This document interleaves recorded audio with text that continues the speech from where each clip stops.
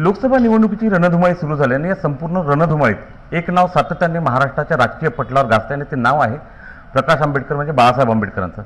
बाळासाहेब, आज प्रचाराला खऱ्या अर्थानं सुरुवात झाली. दुसऱ्या टप्प्यातला तुमचं चिन्हही आज मिळालेलं आहे. परंतु एकंदरीत महाराष्ट्रात सध्याचं जे राजकीय चित्र आहे, महाविकास आघाडीच्या अनुषंगाने अनेक चर्चा केल्या गेल्यात.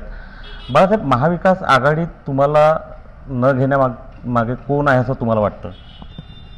ते माझ्या अंदाजानं आता तो इश्यू संपलेला आहे असं मी त्या ठिकाणी म्हणतो. आता रिअल प्रचाराला सुरुवात झालेला आहे. निर्मला सीतारामन यांचे असणारे जे पती आहेत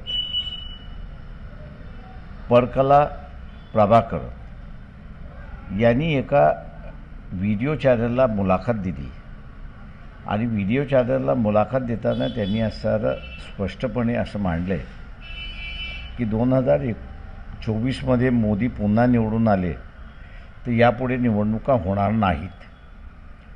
मला आता हा असणारा एक गंभीर इशारा आहे असं मी त्या ठिकाणी मानतो. जे निर्मला सीतारामन ह्यांना बोलता येत नाही ते वक्तव्य आमच्या दृष्टीने त्यांच्या पतीने केलेत अशी असणारी परिस्थिती आहे. तेव्हा मतदाराने परकला प्रभाकर यांनी जे मत मांडलेलं आहे त्याच्याकडे सिरियसली बघावं आणि गव्हर्नमेंटमधलीच व्यक्ती, मंत्रिमंडळातलीच व्यक्ती आता जर अशा रीतीने वक्तव्य करणार असतील तर मतदारांनी BJPला मतदान करू नये आव्हान आम्ही असतात त्या ठिकाणी करतो. आणखी परसेप्शन, सध्याचं जे महाराष्ट्राचं राजकीय चित्र आहे तुम्हाला काय, तुम्ही कसं पाहता? एक राजकीय विश्लेषक म्हणून तुमच्याकडे जेव्हा आम्ही पाहतो तर तुम्ही कसं विश्लेषण कराल? इलेक्शनच्या अगोदर वंचित बहुजन आघाडीला कोणीच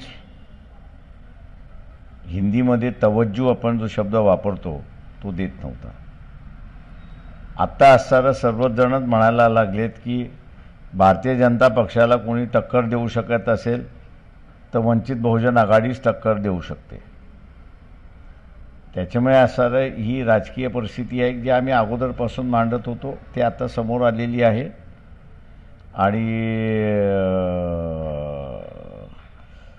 ही परिस्थिती इथल्या मीडिया जे आहे त्यांनी बघावं, नाही तर सोशल मीडियावरती हे चित्र पूर्णपणे स्पष्ट आले अशी परिस्थिती आहे. तुझ्या यादीकडे जर पाहिलं तर ज्या समाजाला कधी प्रतिनिधित्व मिळालं नव्हतं संपूर्ण राजकीय प्रक्रियेत असे उमेदवार तुम्ही दिले. हा खूप मोठं धाडस म्हणावं लागतं याला राजकारणात. तर नेमका हा प्रयोग करण्यामागचं तुम्ही सातत्यानं प्रयोग करता, मात्र लोकसभा निवडणुकीत हा जो प्रयोग केलेला आहे त्याचं यश कसं पाहता तुम्ही? असे आम्ही काही नवीन केलं असं नाही. आम्ही असं म्हणत होतो की लोकशाहीचं सामाजिकरण झालं पाहिजे आणि लोकशाहीचं सामाजिकरणाची सुरुवात करायची असेल तर उमेदवारीचं सामाजिकरण झालं पाहिजे अशी परिस्थिती आहे. आणि म्हणून आम्ही असताना आमच्याबरोबर जुळलेले, आम्हाला मदत करणारे सातत्याने अशी जी माणसं होती त्यांना आता आम्ही असं उमेदवारी दिलेली आहे. एक स्वच्छ चेहरा असं म्हणता येईल, डागाळलेला नाही. काही जण सामाजिक याच्यामध्ये होते, राजकीय याच्यामध्ये नव्हते. आज ते राजकीय आलेले आहेत. त्याच्यामुळे हे जे आयाराम गयारामचं राजकारण आहे ते या ठिकाणी थांबेल असं मी त्या ठिकाणी मानतो आहे. शेवटचा एक प्रश्न विचारतो. शिवसेनेमध्ये फूट पडली, राष्ट्रवादीमध्ये फूट पडली. लोकसभा निवडणूक या दोन्ही पक्षाचं राजकीय भवितव्य ठरवणारे असेल असं तुम्हाला वाटतं? बऱ्याच गोष्टी बदलतील असं मी त्या ठिकाणी मानतो आहे. आणि काँग्रेसने आणि शिवसेनेने स्वतःला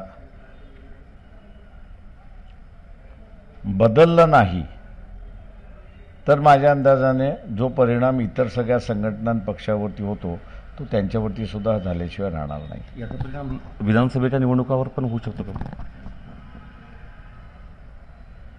मी असं एक मानतोय की कुठल्या मतदारसंघामध्ये शिवसेनेची आणि भारतीय जनता पक्षाची लढत आहे आणि ती सिरियस आहे याची असणारी मांडणी व्हावी असं मला वाटते. त्याच्यामध्ये ते काही दिवसामध्ये येईल असं मला वाटतं. त्याच्यामुळे आता न बोललेलं बरं.